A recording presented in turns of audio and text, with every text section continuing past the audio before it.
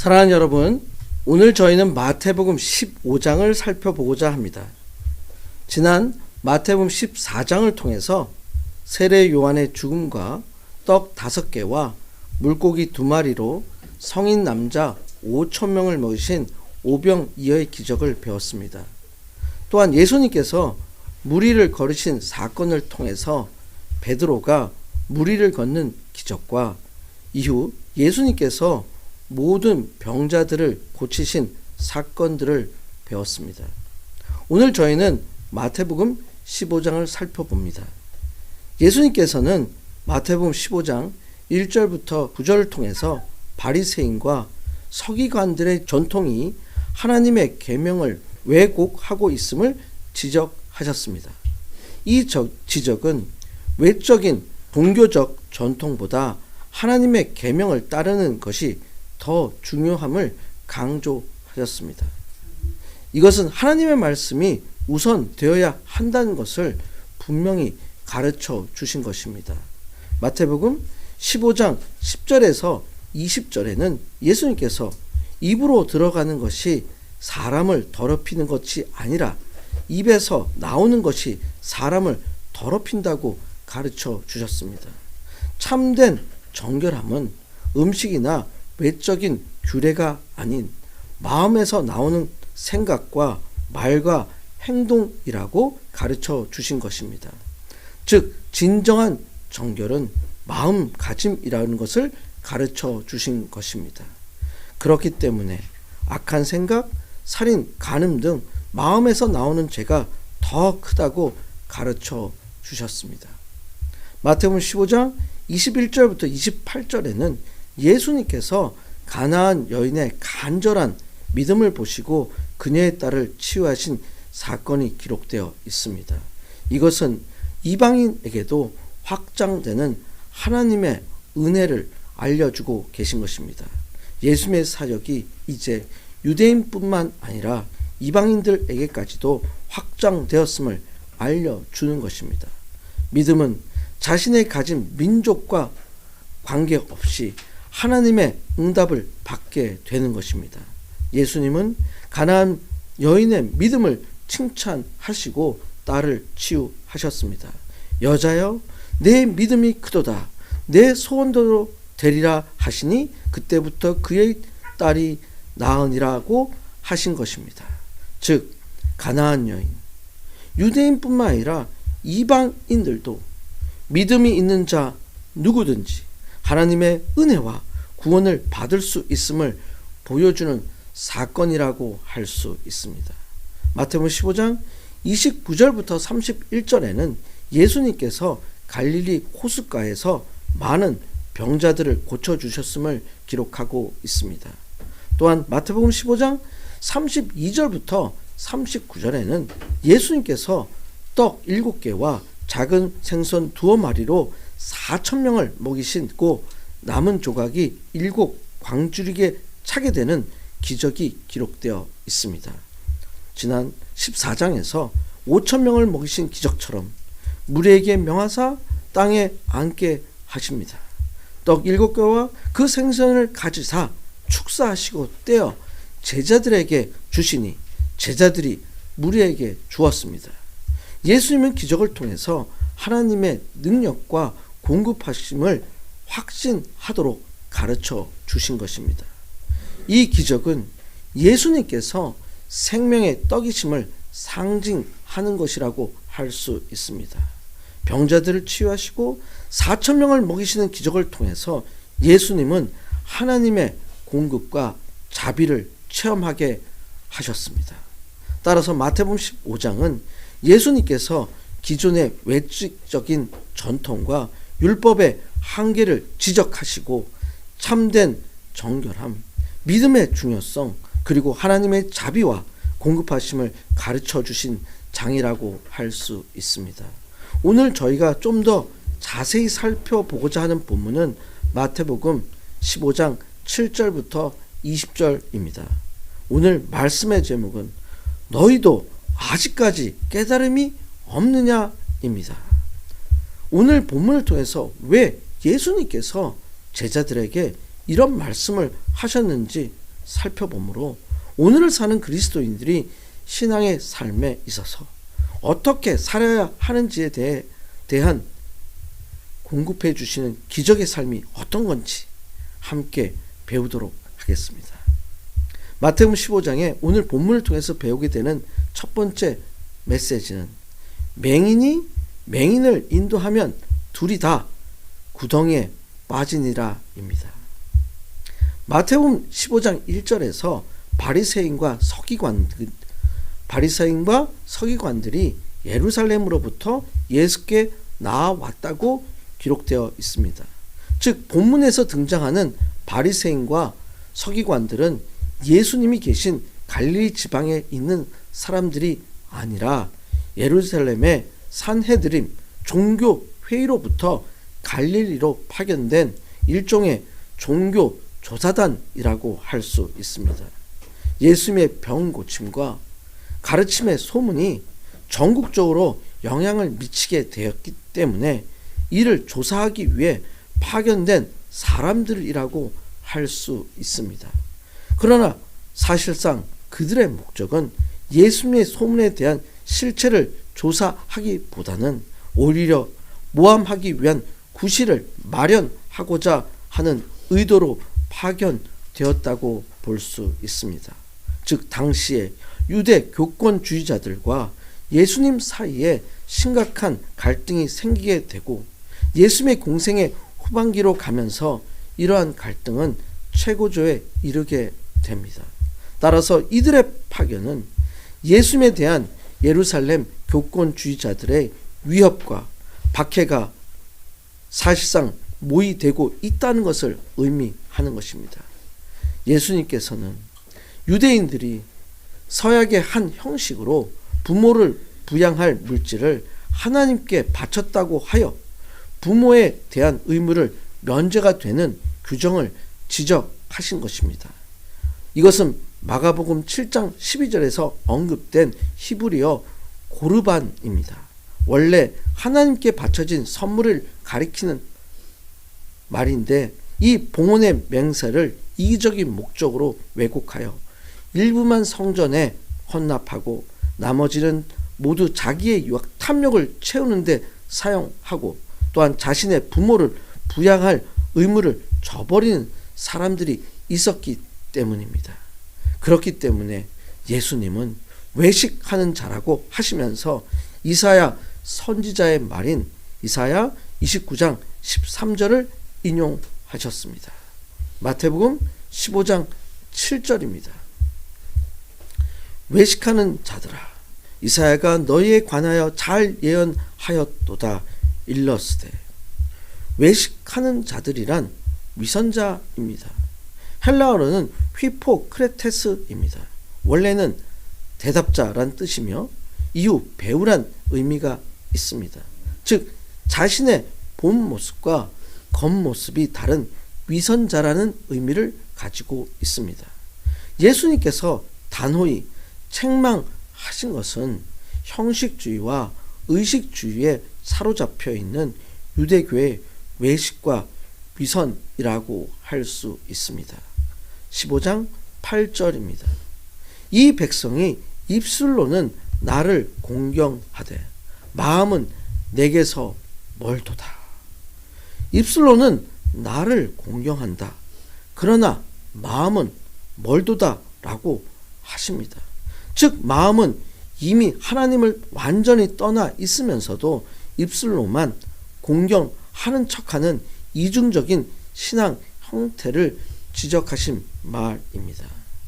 즉 다른 사람이 보는 앞에서만 하나님을 섬기는 채 하는 것과 율법의 근본 정신인 회개와 사랑 없이 율법의 문자적 규정만 지키고 마치 의인인 것처럼 하는 위선을 지적하신 것입니다. 그렇기 때문에 하나님을 헛되이 경배한다고 하셨습니다. 15장 9절입니다. 사람의 계명으로 교훈을 삼아 가르치니 나를 헛되이 경배하는도다 하였느니라 하시고, 사람의 계명이라고 지적하십니다. 사람의 계명이란 인간 자신의 방법입니다. 즉 인본주의적인 발상에 따라 하나님을 섬기는 것이라고 할 수 있습니다. 하나님의 절대적 권위를 무시한 채 겉으로 보기에는 화려하지만 헛된 것입니다. 마치 기계적으로 습관적으로 드리는 제사와 예배를 의미합니다. 이것은 하나님을 섬기는 것이 아니라 오히려 모독하는 것임을 예수님께서 지적하고 계신 것입니다. 그렇기 때문에 헛되이 경배하는 것이 되는 것입니다. 헛되이에서 사용된 헬라어 마테는 열매가 없는, 아무런 목적이 없는 이란 뜻을 가지고 있습니다. 즉 열심히 수고해도 열매가 없다는 것입니다. 이것은 외식적 경배는 결과가 없는 허무한 경배라는 것을 가르쳐 주고 계신 것입니다. 이제 예수님께서 비유를 말씀하십니다. 마태복음 15장 11절입니다. 입으로 들어가는 것이 사람을 더럽게 하는 것이 아니라 입에서 나오는 그것이 사람을 더럽게 하는 것이니라. 입에 들어가는 것은 음식을 의미합니다. 입에서 나오는 것은 말을 통해 밖으로 표출되는 인간의 생각과 사상이라고 할 수 있습니다. 예수님은 손을 씻지 않고 음식을 먹는다고 하는 것은 위생적인 불결함을 의미하지만 그것이 도덕적 의의를 가질 수 없다는 것을 알려주고 계신 것입니다. 즉 진정한 의미에서 인간을 더럽게 하는 것은 외형적인 불결이 아니라 내면으로부터 발산되는 부도덕적인 언행과 인격으로 이런 것들이 사람을 더럽게 한다고 가르쳐 주고 계신 것입니다. 더럽게 한다는 것은 유대인들이 레위 제사법상 부정한 음식을 섭취함으로써 발생하는 더럽힘을 의미합니다. 예수님께서는 더럽게 하는 것의 근본적인 의미가 음식 자체가 지닌 더러움 때문이 아니라 하나님이 제정하신 법을 어기는 불순종 때문에 발생하는 것을 지적하고 계신 것입니다. 예수님의 말씀에 대해서 바리새인들은 매우 화가 난 것 같습니다. 제자들은 바리새인들이 예수님의 가르침을 듣고 크게 화가 났다는 것을 12절에서 바리새인들이 이 말을 듣고 걸림이 될 줄 아시나이까? 라고 하였습니다. 좀 더 쉽게 표현하면 제자들의 말은 지금 하신 말씀을 들은 바리새인들이 비유가 상한 것을 아십니까? 라고 하는 말씀입니다. 하여튼 예수님의 올바른 가르침에 대해서 예수님의 말씀을 참 진리로 받아들이지 않고 오히려 분노를 터뜨리고 분노를 나타낸 것이라고 할 수 있습니다. 즉 진리를 솔직하게 인정하지 않고 진리에 대해서 오히려 두려워하고 의도적으로 외면하려는 자세였다고 할 수 있습니다. 이제 예수님의 반응이 특별합니다. 마태복음 15장 14절입니다. 14절입니다. 그냥 두라. 그들은 맹인이 되어 맹인을 인도하는 자로다. 만일 맹인이 맹인을 인도하면 둘이 다 구덩이에 빠지니라 하시니 그냥 두라 라고 하십니다. 그냥 두라에서 사용된 헬라어 아페테 아우투스를 직역하면 그들을 가게 하라, 포기하다, 버려두다 란 의미를 가지고 있습니다. 마치 알곡과 가라지가 같이 있을 때 그냥 내버려 두라 라고 하신 말과 같은 의미로 이해할 수 있습니다. 이것은 철저한 무관심입니다. 하나님에 의해서 영원히 꺼지지 않는 불구덩이에 떨어질 악한 자들에 대한 태도입니다. 영원히 구제받을 수 없게 되는 자들이라는 것을 알려주고 있습니다. 그렇기 때문에 맹인이 맹인을 인도하면 둘이 다 구덩이에 빠지니라 라고 가르쳐 주신 것입니다.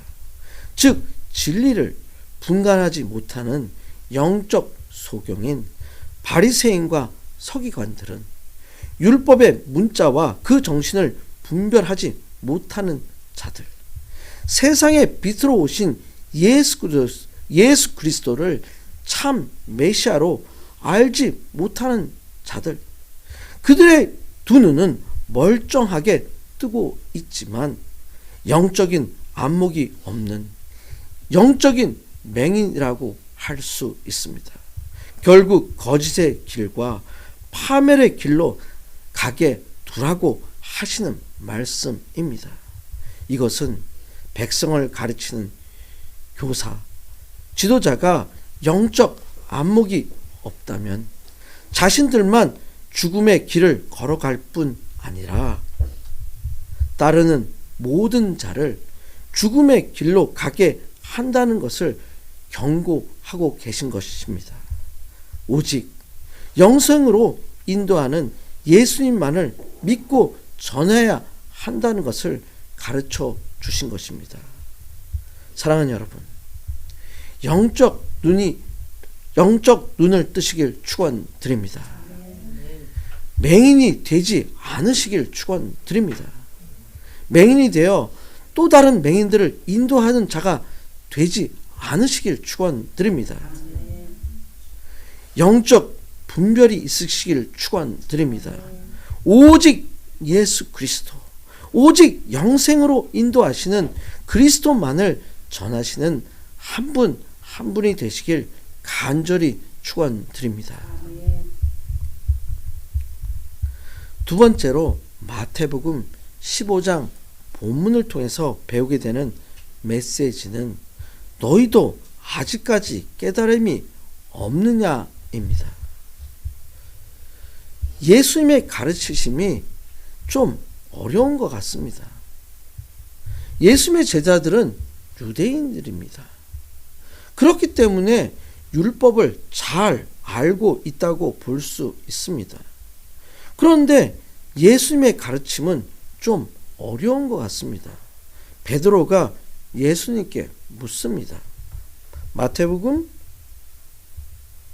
15장 15절입니다. 베드로가 대답하여 이르되 이 비유를 우리에게 설명하여 주옵소서. 아마도 가장 적극적인 제자 베드로가 제자들을 대표해서 예수님께 말씀에 대한 어려움을 호소한 것 같습니다. 특히 이 비유라고 합니다. 비유는 알기 쉬운 방법으로 설명하는 것인데 제자들이 이해하기 어려운 비유입니다. 넓은 의미로 이해하기 곤란한 말, 불가사의한 말이란 뜻도 포함됩니다. 이제 우리에게 설명하여 주옵소서라고 합니다. 즉 바리새인과 서기관들의 가르침이 하나님의 계명과 같은 수준으로 생각하고 있었던 일반 백성들, 물론 예수님의 제자들까지도 바리새인과 서기관들의 가르침을 비난한 예수의 말씀을 즉각적으로 깨달을 수 없었던 것 같습니다. 이 물음에 대하여 예수님께서 말씀하십니다. 마태복음 15장 16절입니다. 예수께서 이르시되 너희도 아직까지 깨달음이 없느냐? 모르기 때문에 좀 설명해 달라는 제자들의 질문에 예수님의 반응은 좀 당황스럽습니다. 너희도 아직까지 깨달음이 없느냐? 여기서 너희도는 마치 바리새인과 서기관처럼 너희도 무슨 말인지 모르느냐? 이런 표현입니다. 제자들의 물음에 대해서 예수님도 약간 충격적인 것 같습니다. 아마도 예수님의 생각에선 다른 사람들이 혹시 깨달음이 없을 수 있지만, 왜냐하면 다른 사람들은 잘 모르니까. 그런데 너희들, 제자들, 지금까지 예수님을 따라다니며 예수님이 행하신 이적과 교훈과 행동과 그런 사역을 직접 본 제자들. 그런데 너희가 어떻게 예수의 말을 깨닫지 못하느냐라고 하신 말씀입니다. 이것은 예수님의 책망이라고 할 수 있습니다. 예수님의 가르침에 대해 바리새인들은 걸림이 되어 분노하였습니다. 아직 제자들은 깨닫지 못합니다. 마치 아직 눈먼 장님의 상태입니다. 이것은 제자들이 예수님께서 십자가에 죽으셨을 때 그때까지도 아직 깨닫지 못했던 것을 우리가 알 수 있습니다. 제자들은 성령이 임하신 후 성령의 내주하심을 통해서 완전히 깨달은 사람이 되었다는 것을 여러분도 아시길 바랍니다. 사랑하는 여러분, 예수의 말씀을 깨닫는 자가 되시길 축원드립니다. 예수의 말씀을 깨닫는 자가 되시기 위해 말씀을 연구하시길 축원드립니다. 예수의 말씀을 깨닫는 자가 되기 위해서 성령을 받으시길 축원드립니다. 여러분의 영적 눈이 깨어나시길 간절히 축원드립니다. 마태복음 15장 본문을 통해서 배우게 되는 예수님의 세 번째 메시지는 말로 사람을 더럽게 하느니라입니다. 예수님이 바리새인들과 서기관들에게 하신 비유의 말씀을 잘 이해 못한 제자들이 깨닫지 못하는 것에 대하여 마음 아파하시는 예수님. 이제 예수님께서 설명을 하십니다. 마태복음 15장 17절입니다. 입으로 들어가는 모든 것은 배로 들어가서 뒤로 버려지는 줄을 알지 못하느냐? 사람의 입으로 들어가는 것은 배로 들어갑니다. 배로 들어간 것은 뒤로 배설된다고 말씀하십니다. 이것은 모든 인간이 가지고 있는 음식 섭취 과정입니다. 예수님은 영적 눈이 좀 깨어있지 않는 제자들에게 매우 간단하면서도 구체적인 신뢰로 설명하고 계십니다. 즉 예수님께서는 입으로 들어가는 식물은 배로 들어가서 소화 작용을 거친 후 결국 배설되어 버려진다고 말씀하고 계십니다. 그렇기 때문에 이러한 음식은 사람의 마음, 즉 인격을 더럽히지 않는다고 가르쳐 주신 것입니다. 이것은 식물에 관하여 규정된 레위기 11장과 신명기 14장의 율법에 대한 것입니다. 예수님께서는 진정 더러운 것이 무엇이며 깨끗한 것이 무엇인지에 대한 새로운 이해를 촉구하신 것입니다. 기존의 율법이 정한 수준과 다른 차원으로 말씀하고 계신 것입니다. 사실 초대교회는 특별히 음식물에 관한 유대의 율법을 그대로 준수하였습니다. 이방인들의 선교에 있어서 유대인의 음식 규정을 따르도록 한 거짓 교사들에 대해서 사도 바울은 매우 비난을 하였습니다. 즉 예수님이 유대교가 가진 형식에 사로잡힌 유대인들에 대해서 지나치게 까다로운 음식 규례에 대한 새로운 율법의 완성을 보여주고 계신 것입니다. 그렇기 때문에 입에서 나오는 것이 사람을 더럽게 한다고 말씀하신 것입니다. 마태복음 15장 18절입니다. 입에서 나오는 것들은 마음에서 나오나니 이것이야말로 사람을 더럽게 하느니라. 입에서 나오는 것들이 마음에서 나옵니다. 입으로 나오는 모든 말은 사람의 생각과 감정과 의지의 근원인 마음에서 나오는 것입니다. 악한 생각은 보이지 않습니다. 그러나 악한 생각은 사람을 더럽게 하고 결국 멸망에 빠지게 합니다. 그렇기 때문에 마음의 자세는 매우 중요합니다. 인간의 마음은 지, 정, 의라는 세 가지 요소를 통해 사고하고 감정을 느끼며 의지를 발휘합니다.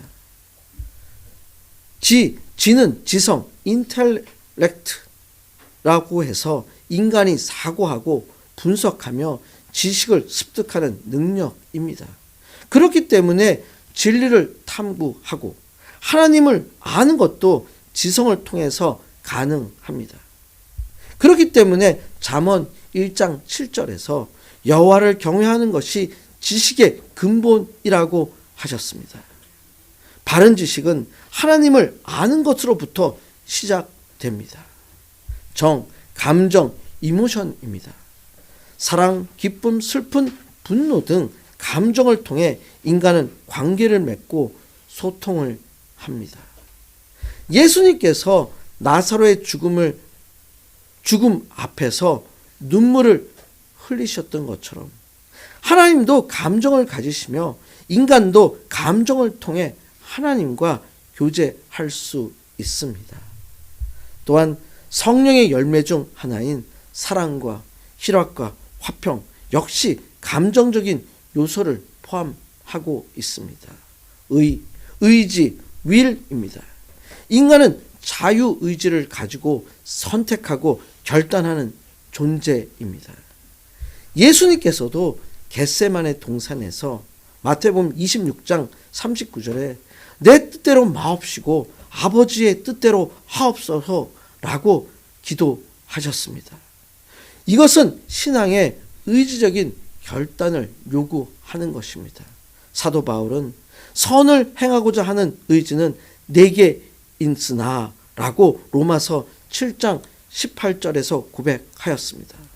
따라서 인간의 의지가 하나님의 뜻과 일치할 때 진정한 순종이 이루어지는 것입니다. 인간은 지적, 정적, 의의 균형을 이룰 때 건강한 신앙이 형성되게 됩니다. 지성만 강조하면 머리로만 아는 신앙인이 됩니다. 감정만 의존하면 순간적인 감정에 휘둘리게 됩니다. 의지만 앞세우면 형식적인 율법주의에 빠질 수가 있습니다. 사랑하는 여러분, 예수님의 말씀을 깨달으시는 분들이 되시길 축원드립니다. 예수님께서 율법의 완성자로 이 땅에 오셨습니다. 율법을 폐하러 온 것이 아니라 완성하러 오셨습니다. 여러분의 삶이 지, 정, 의가 균형 잡힌 신앙인의 삶이 되시길 축원드립니다. 위선적 혹은 형식만을 추구하는 신앙인이 되지 않으시길 축원드립니다. 예수님의 가르침을 영적으로 깨어서 이해하시는 지성을 가진 신앙인들이 되시길 축원드립니다. 영적 감성이 항상 깨어 있어서 예수 그리스도의 가르치심을 삶에서 순간적인 감정에 휘둘리는 것이 아니라 오래되고 계속적으로 지속적인 성숙된 신앙인이 되시길 축원드립니다. 여러분의 삶이 신앙적인 의로서 사랑과 자비가 있는 삶이 되시길 축원드립니다. 때로는 확실한 의지를 가지고 잘못된 제도와 습관과 형식에 대항할 수 있는 용기 있는 자들이 되시길 축원드립니다. 여러분의 삶이 예수 그리스도의 가르치심을 완전히 깨닫고 삶을 변화시켜 세상의 기준보다 한 차원 높은 삶을 사시는 한 분 한 분이 되시길 간절히 축원드립니다. 아멘. 이 시간 통성으로 기도하시겠습니다. 오늘 말씀을 생각하시면서 영적인 눈이 잠겨있는 맹인이 되지 않도록 기도하시길 바랍니다. 영적 눈이 깨어있는 자가 되게 해달라고 기도하시길 바랍니다. 예수님께서 내 말을 깨닫겠느냐? 라고 하시면 잘 알겠습니다. 깨닫겠습니다. 깨닫습니다. 라고 대답할 수 있는 자들이 되게 해달라고 기도하시길 바랍니다. 저희들의 삶이 예수 그리스도의 가르치심에 따라 사는 자가 되게 해달라고 기도하시길 바랍니다. 함께 주여 3번 크게 외치시고 기도하시겠습니다. 주여 주여 주여. 이 시간 함께 기도합니다. 오늘 말씀을 통해서 예수님께서 제자들에게 너희도 깨닫지 못하냐고 얘기했을 때 제자들은 깨닫지 못했습니다. 마치 바리새인과 서기관들처럼 예수님께서 율법을 폐하러 온 것이 아니라 완성하러 왔는데 그들이 가지고 있는 율법의 한계를 말씀하고 있는데 제자들은 깨닫지 못했습니다. 저희들의 삶에서 저희들의 삶의 자리에서 하나님의 영광을 위해서 살아간다고 하지만은 저희가 형식적으로 기계적으로 틀에 박힌 신앙생활을 하고 있는지 저희를 한번 돌아볼 수 있도록 인도하여 주시옵소서. 우리가 예배를 드릴 때 하나님께서 원하시는 예배, 하나님께서 원하시는 그 사랑과 봉사의 사역이 될 수 있도록 우리를 인도하여 주시옵소서. 나는 자비를 원하고 제사를 원치 않는다고 하신 것이 제사가 필요 없다는 것이 아니라 제사를 드릴 때에 사랑과 자비가 있어야 되는 것을 가르쳐 주심을 감사합니다. 오늘 저희가 말씀을 통해서 저희가 한 차원 높은 삶을 살겠습니다. 그리스도인들의 삶을 살겠습니다. 세상에 영향을 미치는 저희가 될 수 있도록 우리를 축복하여 주시옵소서.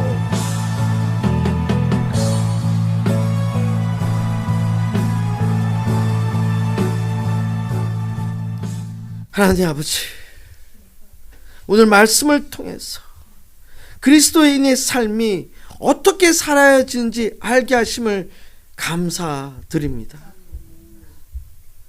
영적으로 눈뜬 자가 되겠습니다. 예수님의 가르치심을 배우고 연구하고 바르게 가르치는 자가 되겠습니다.